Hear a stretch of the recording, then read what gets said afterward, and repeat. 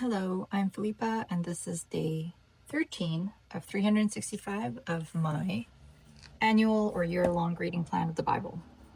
So today we started on, chapter 42, and this is where Jacob sends his 10 sons to buy corn in Egypt because of the famine, and we ended on chapter 46, and I haven't read that yet. But essentially Jacob, who is Joseph's dad, he sent his sons, the ones who threw Joseph in the pit and sold him into Egypt. He tells them they need to go to Egypt and to buy corn because there is a famine. So they go there, and Joseph recognizes them, but he also essentially kind of says, I'm going to imprison you if you do not come back with the youngest brother, who is Benjamin, and he was the last born to Jacob and to Rachel, which were the parents of Joseph. And so the brothers go back and they bring the brother, and they tell their dad Jacob, hey, we need to bring our youngest brother with us, and he is just like heartbroken, and he has a really hard time with that, but he lets the brothers go.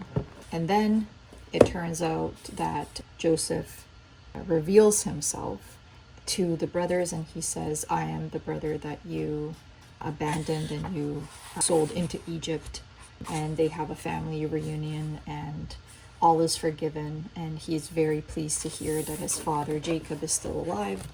And he basically says, I want you to go back home to Canaan and get Jacob and bring him back and bring all your families and all your children, and you will live with me because there's still years of this famine, and I'm very wealthy and well off in Egypt, and I will take care of you.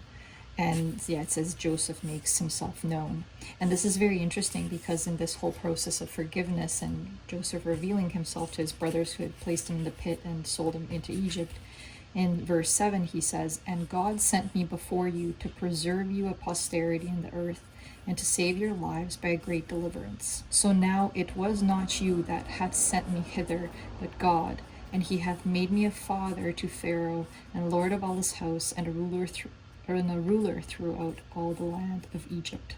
And so this part is really interesting because he's essentially saying it wasn't you that caused me to end up in Egypt, but it was God's plan all along to bring this whole situation full circle, for Joseph to be thrown into the pit, sold into Egypt, of usefulness and of great respect to the Pharaoh, who then provides for him. And now Joseph is able to provide for his family. So it's really interesting how it sounds like his piece of forgiveness for his brothers and what they had done is because he says he's realized that it was not them that caused the situation and sent him to Egypt, but God. And then all the good that came out of it. So very interesting piece about how we can think a situation is one thing and then it turns into another. So tomorrow is day 14 of 365, and I will be back.